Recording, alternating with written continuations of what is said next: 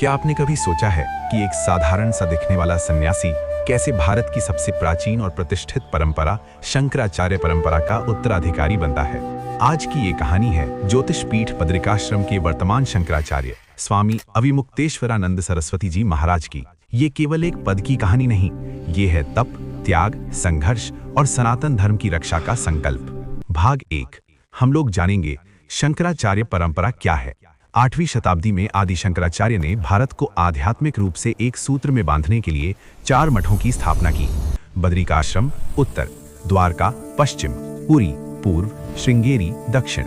इन मठों के प्रमुख कहलाए शंकराचार्य। शंकराचार्य केवल संत नहीं होते, वे वेद, उपनिषद, गीता और अद्वैत वेदांत के जीवित स्तंभ होते हैं। भाग 2, हम लोग जानेंगे अविमुक्तेश्वरानंद जी का प्रारंभिक जीवन। स्वामी अविमुक्तेश्वरानंद जी महाराज का जन्म एक साधारण ब्राह्मण परिवार में हुआ। बचपन से ही भोग विलास नहीं बल्कि वैराग्य की ओर झुकाव। कम उम्र में ही घर परिवार का त्याग और संन्यास मार्ग का चयन। यहीं से शुरू होती है एक कठोर साधना की यात्रा। वेदों का गहन अध्ययन, शास्त्रार्थ की परंपरा, गुरु सेवा, ब्रह्मचर्य और तपस्या। भाग 3, हम लोग जानेंगे गुरु परंपरा और शिष्य जीवन। अविमुक्तेश्वरानंद जी स्वामी स्वरूपानंद सरस्वती जी महाराज के प्रमुख शिष्यों में से एक रहे हैं। स्वरूपानंद जी अपने समय के सबसे प्रभावशाली और विद्वान शंकराचार्य माने जाते थे। गुरु ने न केवल शास्त्र सिखाए बल्कि सिखाया धर्म के लिए निर्भीक बोलना, राजनीति से ऊपर सनातन रखना, सत्य के लिए विवाद से न डरना। भाग 4, हम लोग जानेंगे शंकराचार्य पद को लेकर विवाद। जब स्वामी स्वरूपानंद जी का महासमाधि का समय आया तब शंकराचार्य परंपरा एक बड़े विवाद में फंस गई। 2 नाम सामने आए, स्वामी अविमुक्तेश्वरानंद, अन्य उत्तराधिकारी। ये विवाद केवल व्यक्ति का नहीं था, ये था परंपरा बनाम राजनीति का संघर्ष। अविमुक्तेश्वरानंद जी ने स्पष्ट कहा, शंकराचार्य पद किसी सत्ता की देन नहीं, ये गुरु परंपरा से मिलता है। भाग 5, हम लोग जानेंगे ज्योतिष पीठ के शंकराचार्य के रूप में अभिषेक। परंपरागत विधि से शास्त्रों के अनुसार उन्हें ज्योतिष पीठ बद्रिकाश्रम का शंकराचार्य घोषित किया गया। ये क्षण इतिहास में दर्ज हो गया क्योंकि ये सनातन धर्म की स्वतंत्रता की घोषणा थी।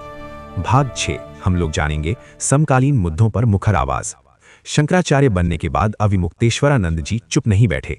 उन्होंने आवाज उठाई गो हत्या के विरुद्ध, धर्मांतरण के खिलाफ, मंदिरों की स्वतंत्रता के लिए, सनातन मूल्यों की रक्षा हेतु। उनकी स्पष्टवादिता उन्हें अलग बनाती है। भाग 7, हम लोग जानेंगे आलोचना और समर्थन।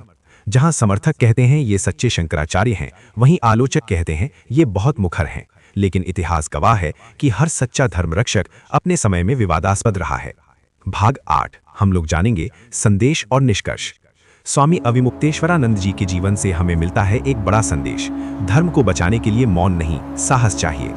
अगर आपको ये कहानी सनातन धर्म के प्रति आपकी आस्था को मजबूत करती है तो वीडियो को लाइक करें, चैनल को सब्सक्राइब करें और कमेंट में लिखें जय शंकराचार्य। अगली वीडियो आप किसके बारे में जानना चाहते हैं कमेंट करके बताएं।